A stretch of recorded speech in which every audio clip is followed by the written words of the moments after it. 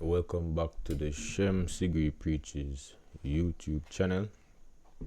My name is Shem and I'm continuing the series that I started covering different lessons from the book Deliverance from Demonic Covenants and Curses. And in this little section here, the title is Occult Practices, and we're going to be talking about the dangers of Obeah. Dangers of occult practices, we call it in Jamaica Obeah, witchcraft and all that. So I'm just going to be reading a couple sections that I have highlighted here and then just talk about it. So the first thing I have highlighted is witch doctors are believed to have the power to expel witchcraft, perform something that looks like healing, and provide demonic money through the powers of these demons. Lots of rituals are performed by witch doctors to appease the demons, keep them happy and calm.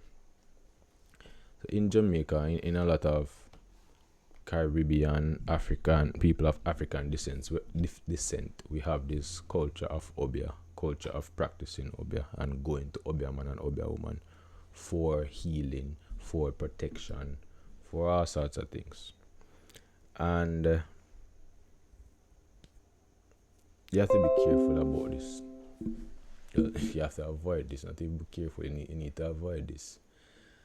One of the things about Obeah that we don't often are aware of is that what you're basically doing a lot of the times, the people who go to the Obeah man for protection and go to the Obeah man for, say for example, somebody work witchcraft against you, and you think that somebody work witchcraft against you, and then you go to the Obeah man now to counter that or to remove that from yourself, remove that attack from yourself.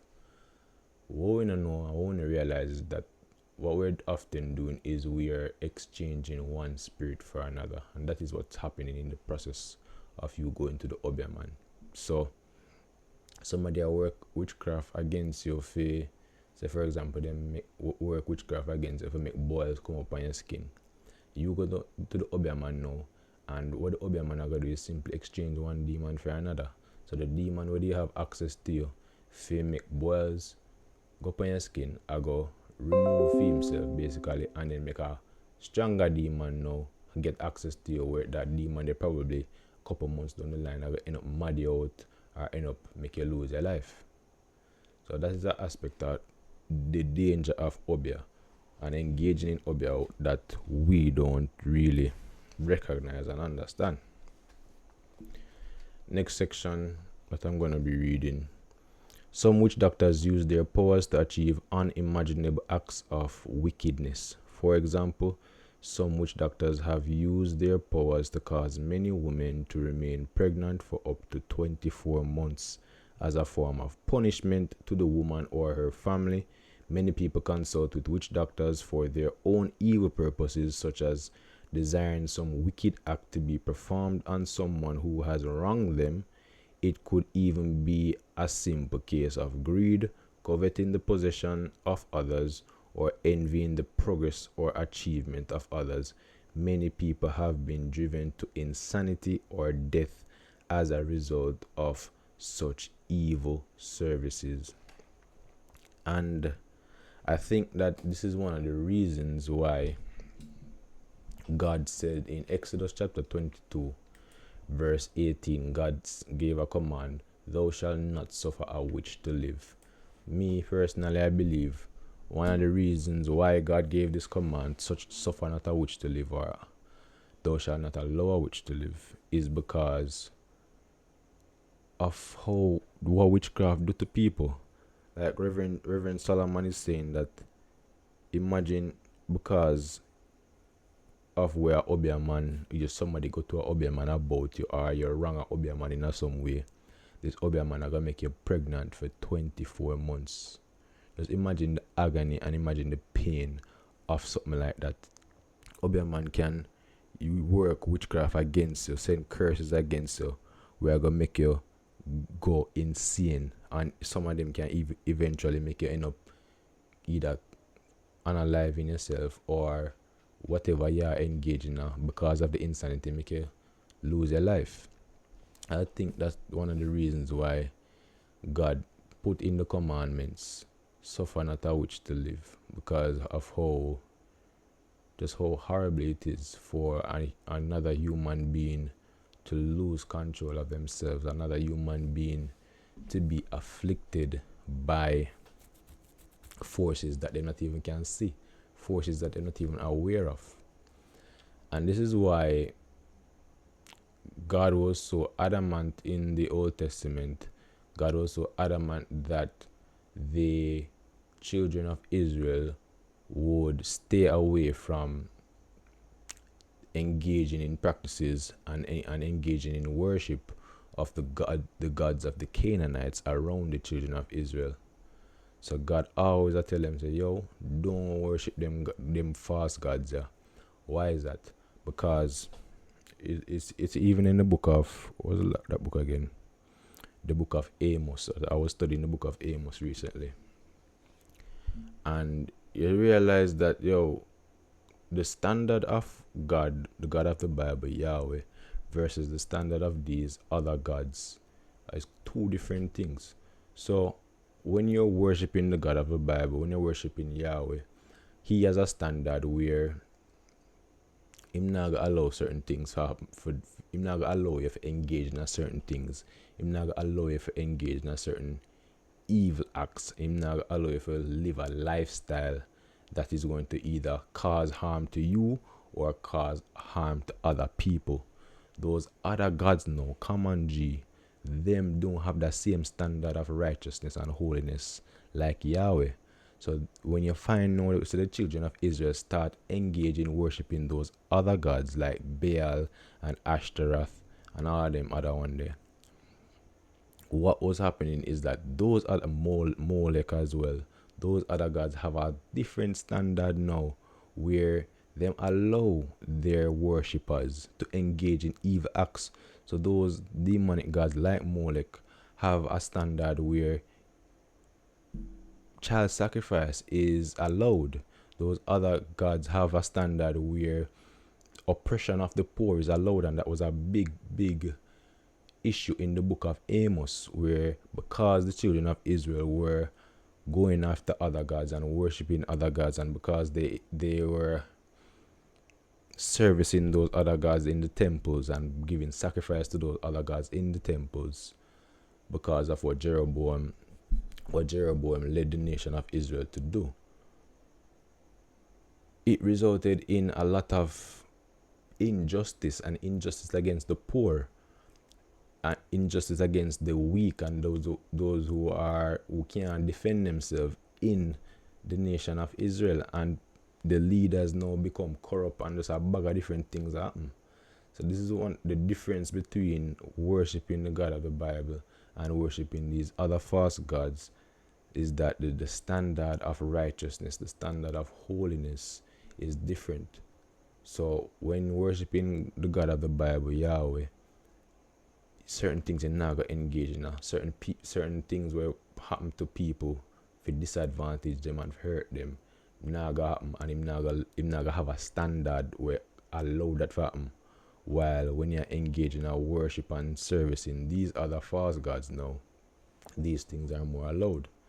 So I think that's why one of the reasons why God says, suffer not a witch to live, and another reason why God told the children of Israel continually, do not worship these false gods, because these false gods have a standard of living and operating where evil is allowed to proliferate because of worshiping them, basically.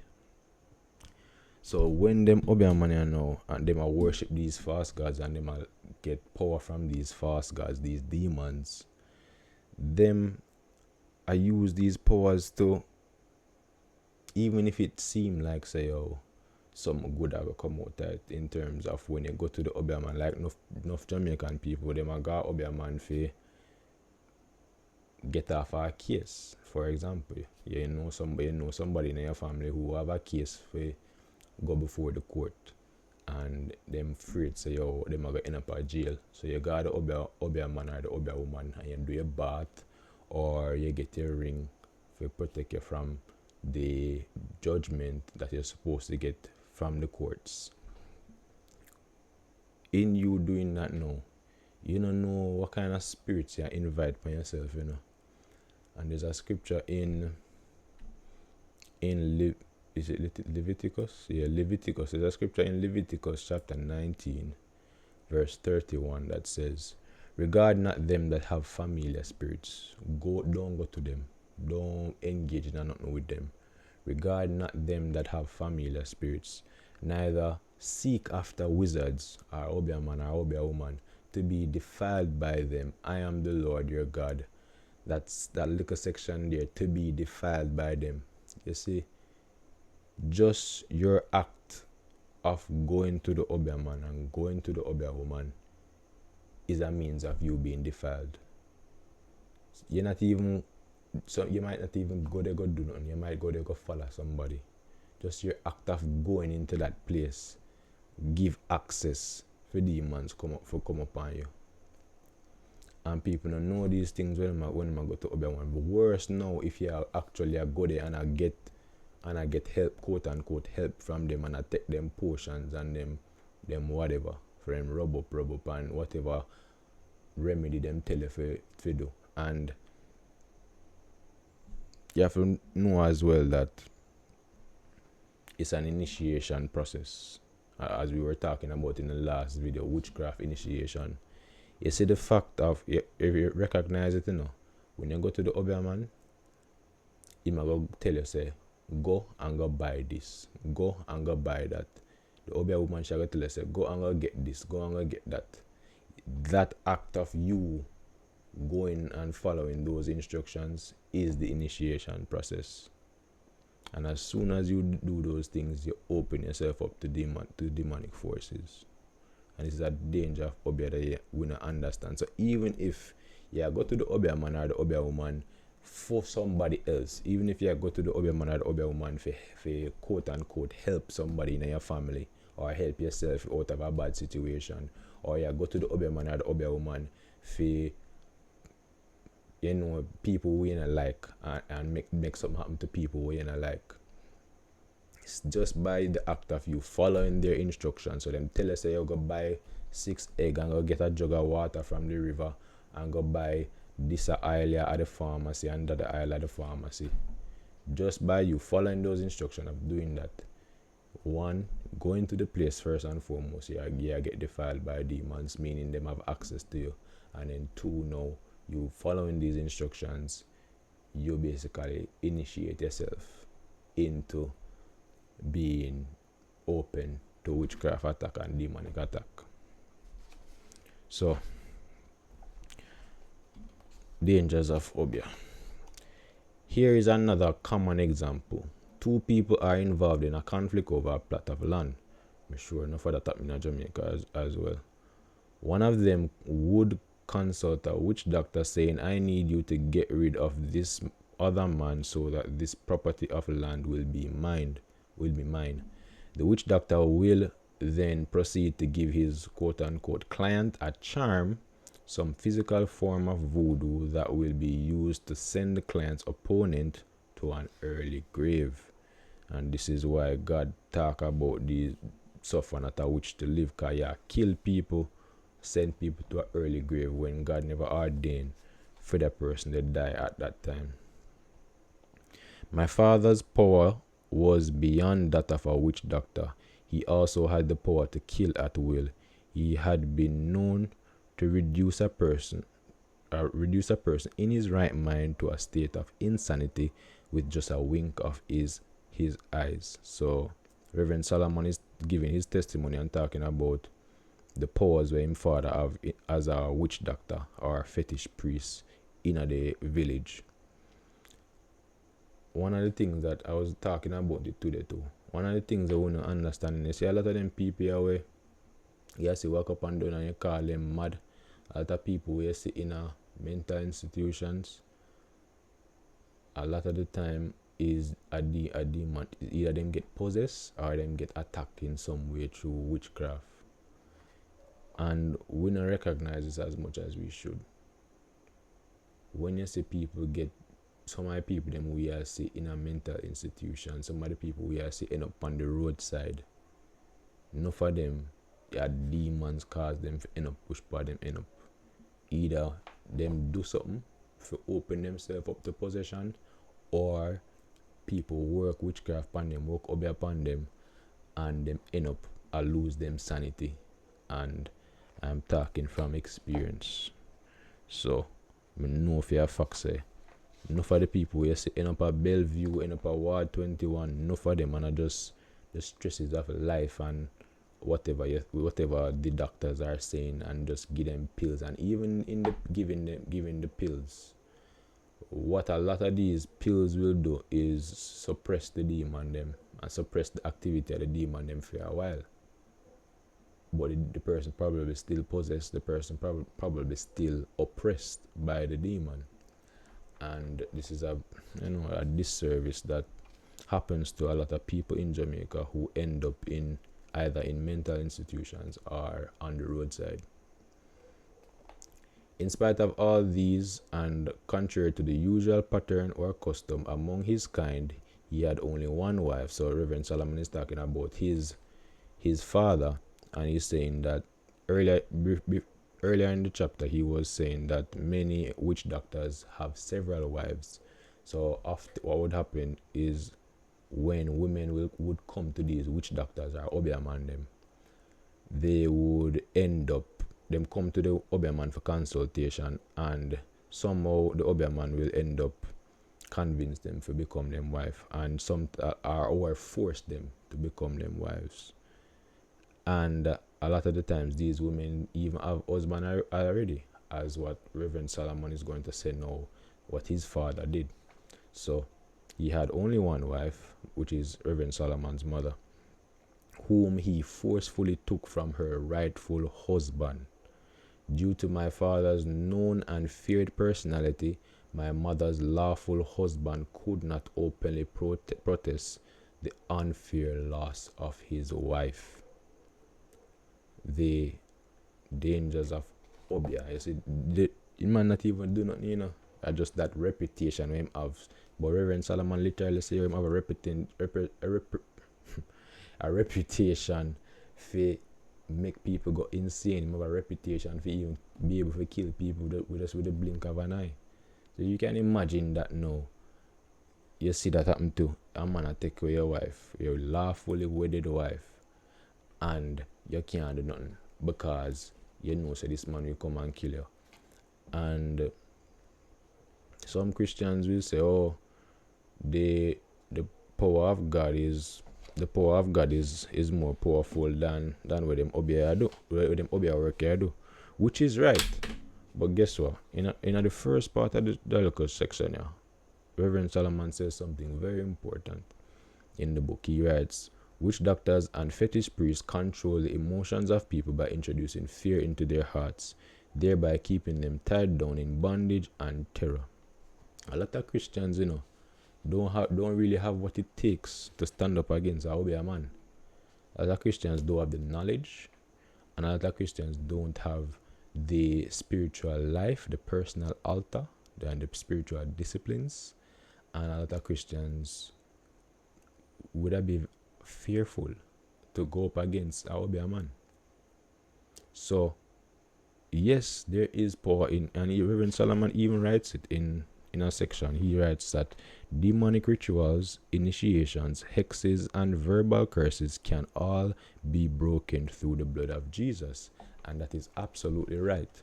But the problem is that a lot of Christians don't know what to do if them come up against these type of people. So a lot of Christians have a weak personal altar, meaning them not pray, them not fast, them not read them Bible. And a lot of Christians, them don't know what to do. Them don't have the knowledge of what to do when these people come up against them. And also, many Christians are fearful of these people. So that combination of those three things, when Christians supposed to have the power, definitely have the power is there and available for Christians to use to overcome these Obeah workers and witchcraft workers. But because of these three factors, them can't do what them supposed to do. So the man lose him wife because him afraid of the Obeah man, and him knows him can't manage to come up against the Obeah man. And that's the thing that we don't understand with some of these Obeah workers, like them dedicated. You see, if Christians did half or quarter as dedicated to learning about the Christ and following Christ as them Obeah people are dedicated to learning about demons and Satan and following demons and Satan, Christians would be way more powerful and way more able to resist the works of the enemy through these agents of darkness. But Christians lazy, and that's the truth, that's the reality. A lot of Christians are lazy, and that is one of the reasons why the works of the enemy allowed free range about the place, because many of the Christians who should be standing against the works of the enemy, they are lazy. Immediately after I was born, I was made to undergo several initiations to ensure my survival. So there was a problem where Reverend Solomon father, him first son died, and it was an embarrassment to him to say, yo, you're a big top Obeah man in the place, and you can't even protect your own son. So to remedy this, what him do is him initiate Reverend Solomon from him born. He make him mother enter a bunch of cults, and also do a bag of different things to ensure his survival. So it says, I was bathed in different rivers and taken to the shrines of idols and various occult houses. Many incisions were made on my body, and I was given diverse things to eat.